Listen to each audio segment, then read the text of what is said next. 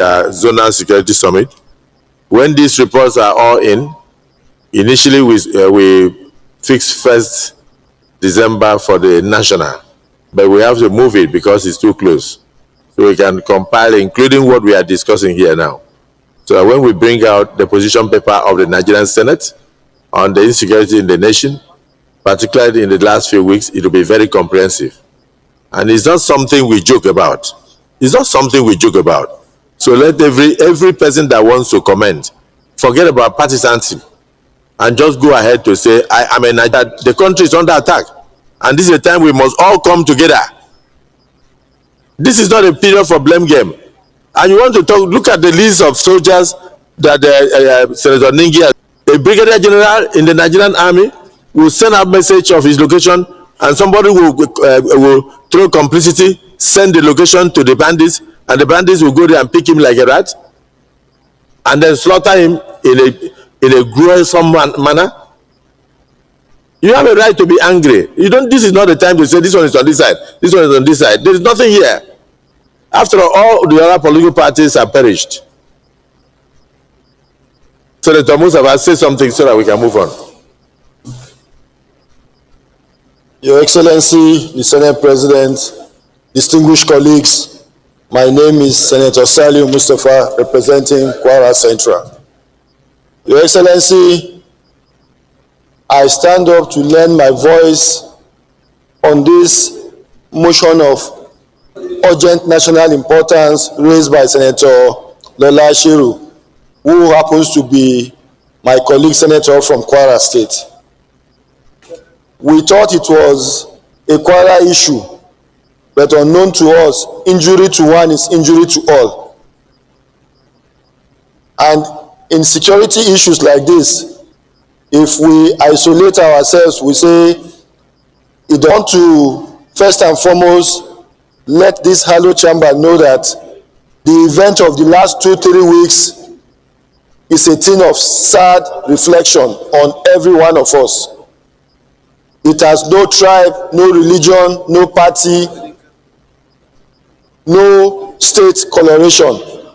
It is a thing that all of us must have a sad reflection towards.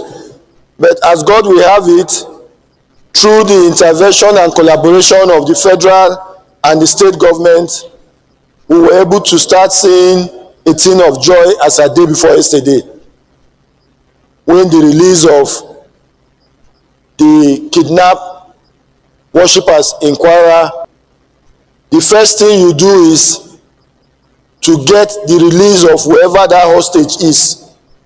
After that, you can now address other means of apprehending and also bringing the culprits to pay for their injustice. I want to also use opportunity to commend the federal government and the state governments in being very proactive in at least bringing some form of happiness to these recent victims.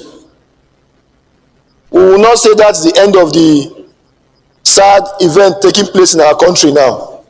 We must urge for proactiveness from all sides of the divide. And this further brings us to the issue of enhancing our military and the security agencies. It is time for this hallowed chamber to put a very strong voice to probably once and for all passing a death penalty on anybody involved or associated with kidnapping. Because, Your Excellency,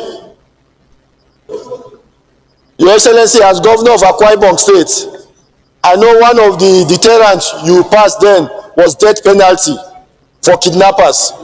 I think this hallowed chamber must come very strongly on that now, such that we must bring a very strong deterrent to people involved in kidnapping or associated with anything that has to do with kidnapping.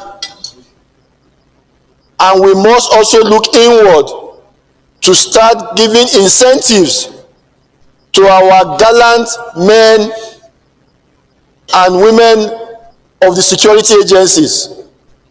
Because if you look at it, there's a growing trend now, sir. The younger generation are beginning to have less interest in joining the armed forces. And if a nation that the younger generation are no longer interested in joining the security agencies or the armed forces, then who is going to protect us for tomorrow? So I will also urge, when we are considering other prayers, we should look at suggestions that will bring incentives to the men and women of the armed forces. Like in advanced countries like America, you will see young ones rushing to join the military. When you ask why, they will tell you one of the incentives they enjoy is free scholarship for them to study from their first degree to even their PhD degree. So we should start looking at incentives like that in our armed forces, and also to make sure that those who are culpable of this dastardly act are brought into proper justice, for justice to reprimand them properly. So I want to thank everybody who has contributed in this motion of national urgent importance on the kidnap of especially the recent Eruku people, Kebbi and Niger. Thank you all. Senator Ekong Samson. Thank you, Mr. President. My name is Ekong Samson. I speak for Akwa Ibom South. I want to convey the concerns of my people in respect of this very major setback to us as a country. Every day, every night, my heart goes to one Nigerian called Leah Sharebu. She could have been my daughter. She could have been your daughter. I don't know where she is now. I think we need to commend our Commander-in-Chief, who has clearly shown a lot of seriousness in addressing this concern. He has stayed behind to lead from the front. What we are seeing now is that President Tinubu is leading from the front, and that clearly illustrates the seriousness that this issue has brought to us. I said earlier on this floor that this intrusion is like measles. It spreads. If there is pressure in Kebbi, Akwa Ibom is not safe. If there is pressure in Niger, Cross River is not safe. No part of this country is spared. So this represents the measles that I said earlier. Let me also commend the